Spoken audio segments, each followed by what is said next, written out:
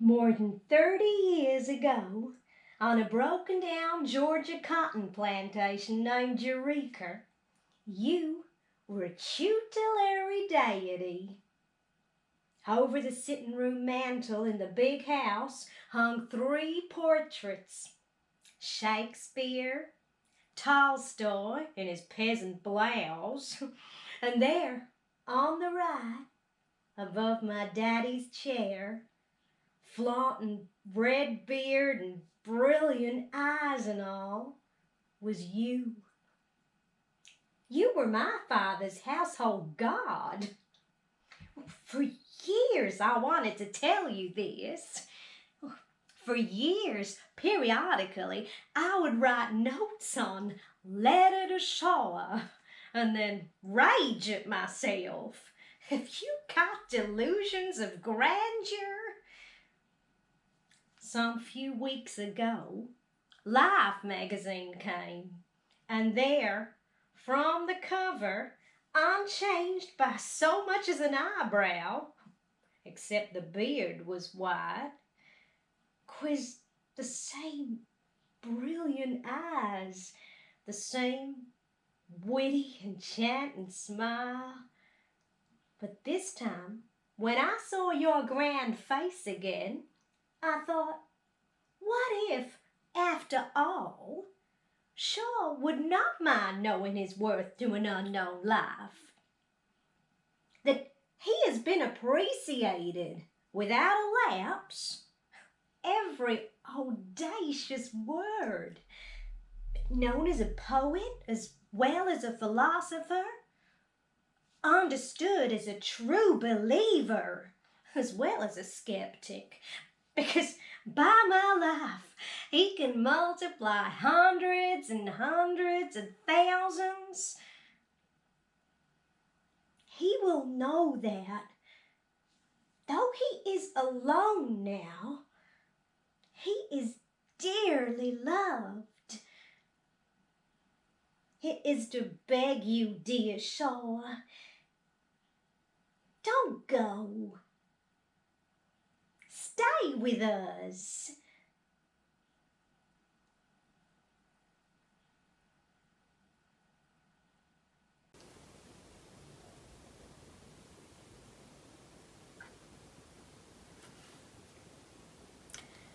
I suppose you do not remember a girl on a bicycle passing you this afternoon at Ayotte St. Lawrence. After you smiled at me, I looked back to watch you go through a gate into a field. Somehow, to me, you looked lonely. And had not my friend stopped me, I would have spoken to you again. The picture of you walking along stayed with me all the way back home. So much that I am now taking the liberty of writing this letter to you. Although I'm wondering if I shall have the audacity or courage to post it. I would love to talk to you, but I'm abashed at the thought that your lifelong circle of acquaintances must be of the wittiest and most intellectual. Yet, should you ever feel the desire for the company of a very ordinary young person, I'd be very happy to come and see you at any time. Yours sincerely, Marion Lee.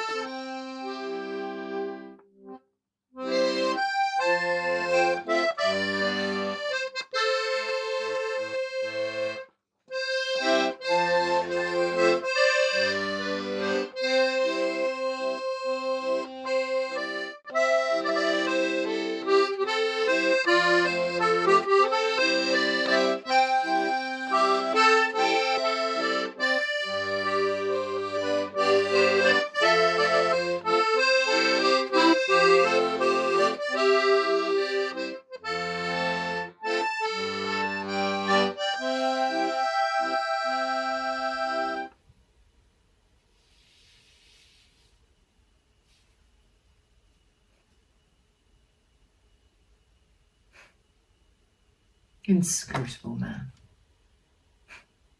Yes, but I'm a remarkable woman. Always was, though none of you seem to think so.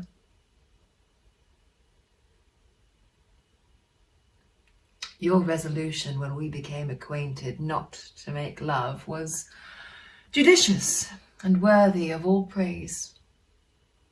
Having, as you say, the most entirely satisfying results. I made a mess of things then and always have. And I've only myself to blame for a waste of life.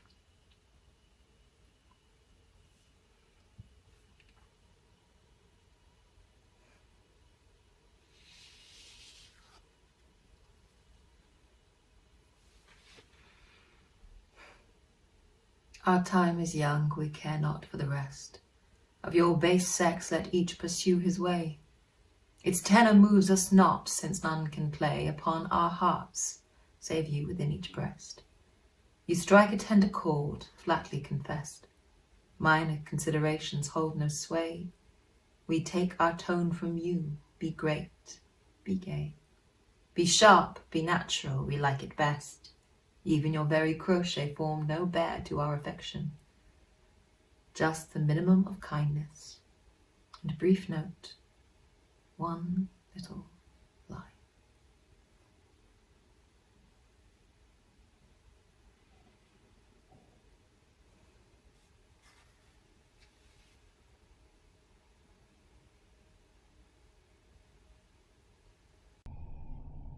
"5 years of devoted love to him.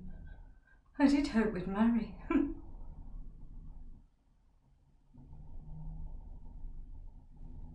He's cold philandering. Passionless man. The sight of a woman in love with him annoyed him.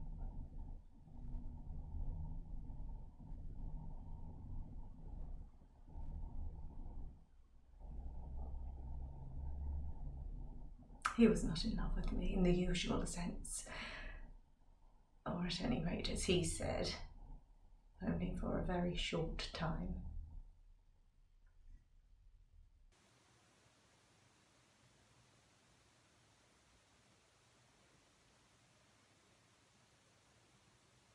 He said we had a paper courtship, perhaps the most pleasant and enduring of all courtships, and I was irresistible Ellen.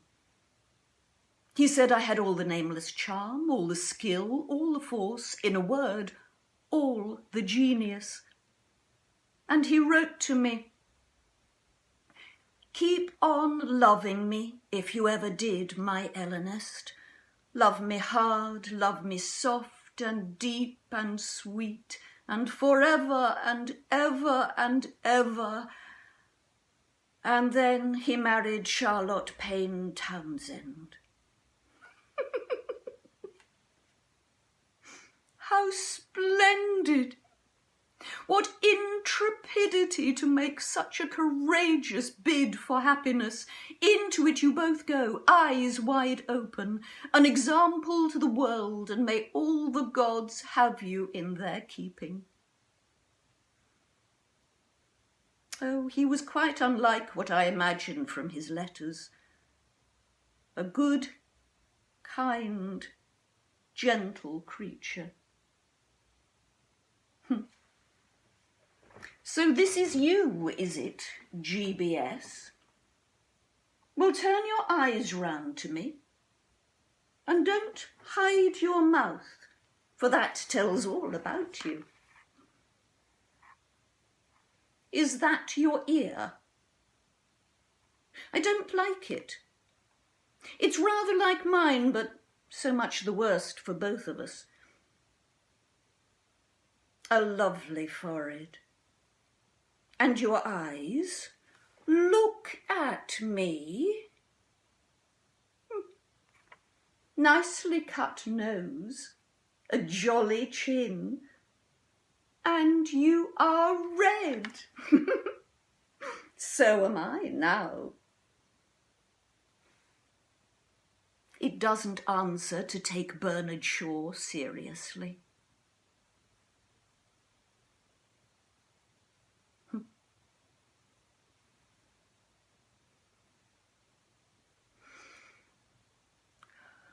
His wildest letters I do not give.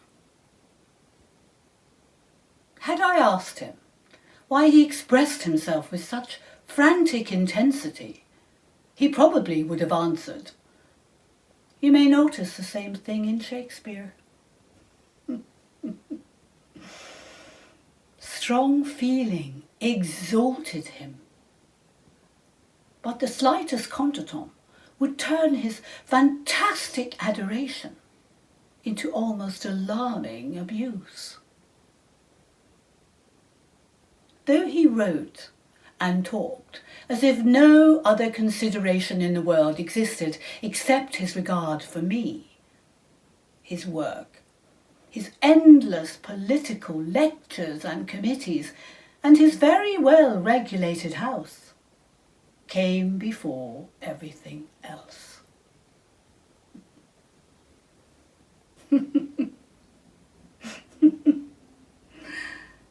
And he thought to cheer me when he remarked, "Good God, you're 40 years too old for Eliza. Sit still, it's not so noticeable."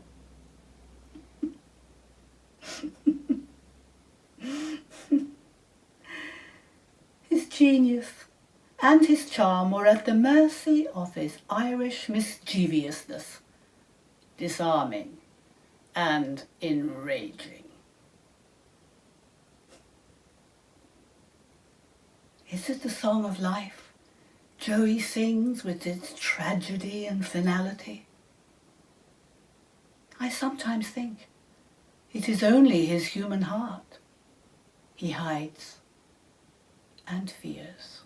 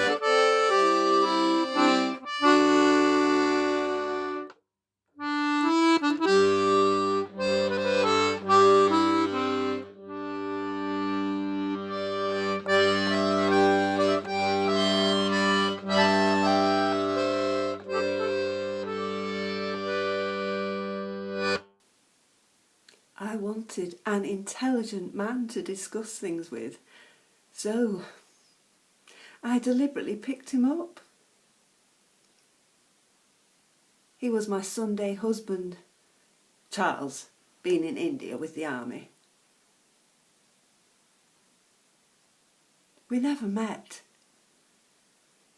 Sometimes he was old astringent or simply Mr. Shaw, but he called me Mrs. Thoughtless, Mrs. Sunday Spouse, Missy Kins, Dame Margaret, Mrs. Dimplekins and Mrs. Towdimples. But he was always dear Mr. Shaw to me. A safe distance of 450 miles between us. Quite proper for me to be thus devoted. When he died, I felt I'd lost a real friend. And I sobbed my socks off.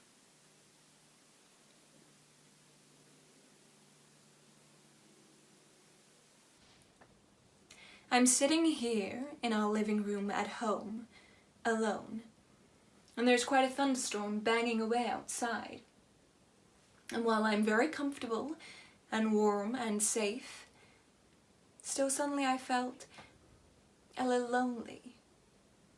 I turned on the radio, and a rich, warm Irish melody filled the room. Then I looked to the couch where the Sunday papers were piled, and I saw your face on the cover of Times magazine. You loved life and weren't afraid to show it. If only there were more men like you. Where are they, Mr. Shaw? The world is still teeming with things to be done. The skies are still blue and swept with clouds. The sea is still as silver and grey as it always was. The grass is still golden and green and sways in the winds. The stars are still beautiful.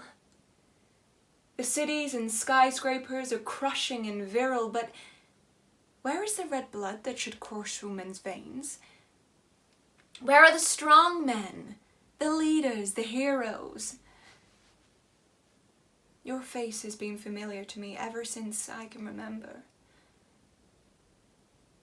Good night, dear Mr. Shaw. I admire you, I respect you, and I love you very dearly. God be with you always.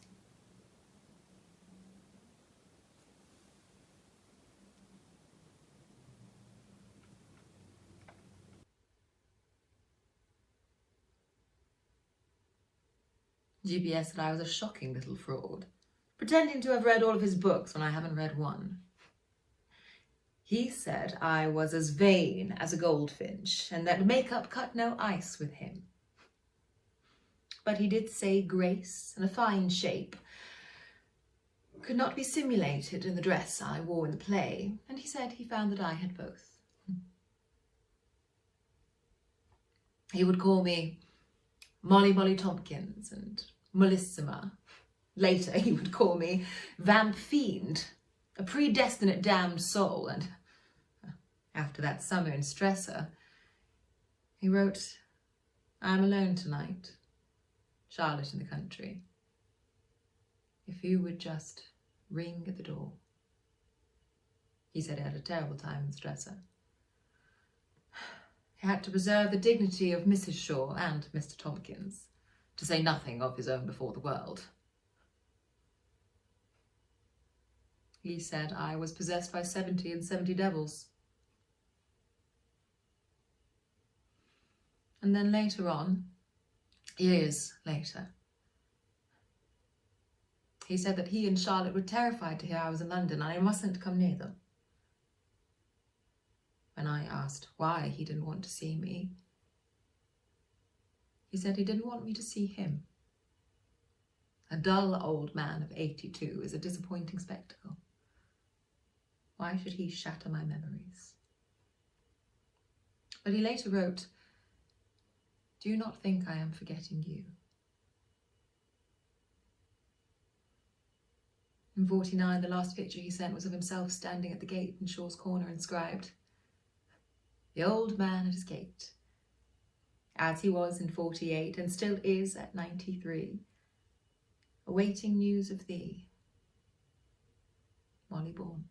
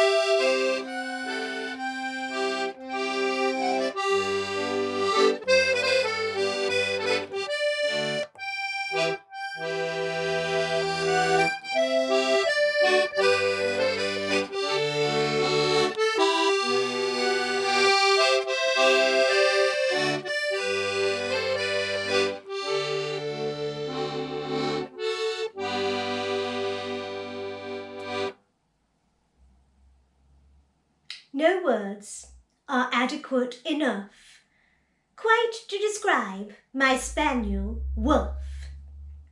When I say spaniel, I mean he's more perhaps might have been. Each end is of a different plan. His forelegs are distinct Queen Anne. As for his rear, I should define less natural and more Epstein. His general aspect is rococo. He has a brown and quivering boko. His brows e-Gothic. Wolf prefers his eyes described as after gras. His ears are permanently waved. He's constitutionally well behaved. His ways are such that I opine he's far more human than canine. What other doggies love to eat, like biscuits, cakes, or chunks of meat, leave him indifferent, quixotic. With food he is a pure exotic. For salted almonds he's a flair, for café noir and cream eclair. One day I know he'll go so far to speak for Russian caviar. This change has come, I must confess, since he had tea with GBS. He rushed up to the Malvern seer and licked his face and kissed his ear. A privilege, you must agree, that does not come to you or me.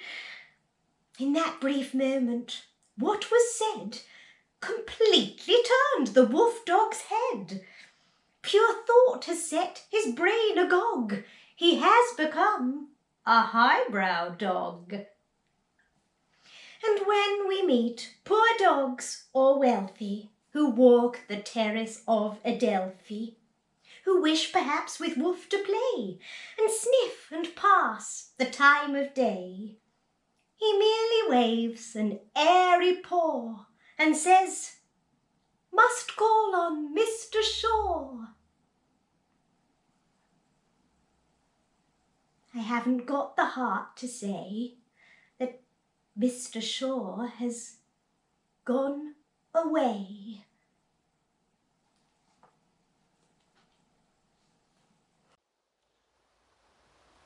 He dreaded the idea of reaching his 100th year. To me, the most noticeable sign of his advancing age was the greater ease with which he fell asleep. He would bemoan his shaky memory with, "I forget everything in 10 minutes or less," and then lament his failing eyesight. It was not quite the self-pity to which many old people are prone. He was being sorry. Not so much for George Bernard Shaw, the human being who was bored with us all and eager to be gone. He was sad, because time was catching up on the pen that had not yet said all that needed saying. And when he at last fell into the sleep from which he did not awaken, it was as if the light had gone out.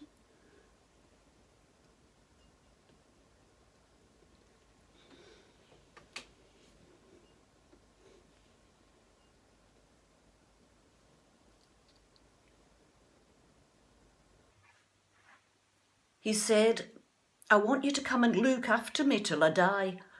So he sent his rolls to fetch me and Bunch, that's my orange cat, who he grew rather fond of. I could sense his moods. I had a way with him. He was a very good man. I'd say, "Your job is to write plays and mine is to keep house." Near the end I told him, "You're much more than a man, you're a national institution."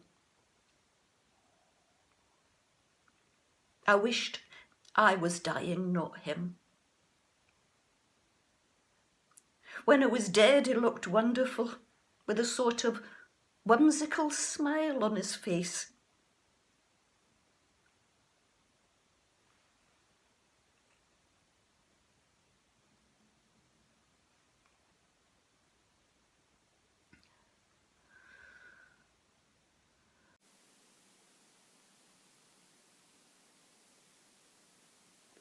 As for the falling in love, it was not, let me confess, one-sided.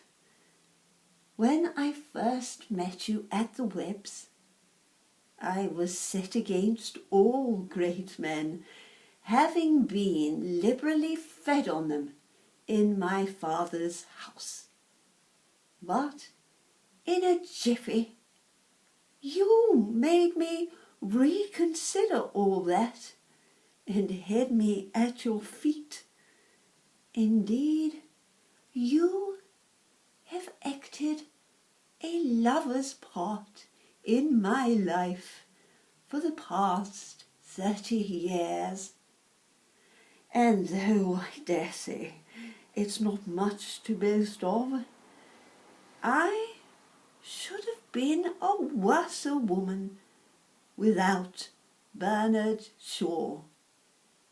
I am always yours, humbly and gratefully, Virginia Woolf.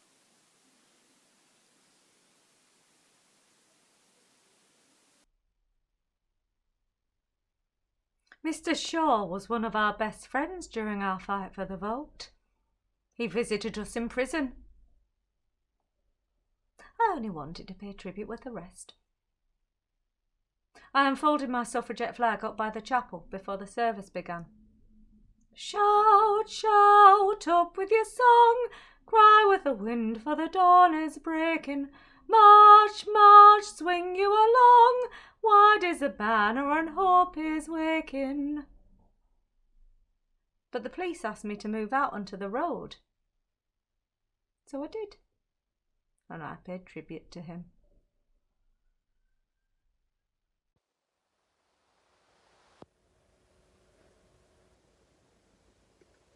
Dear Elise, seek younger friends. I am extinct. G. Bernard Shaw.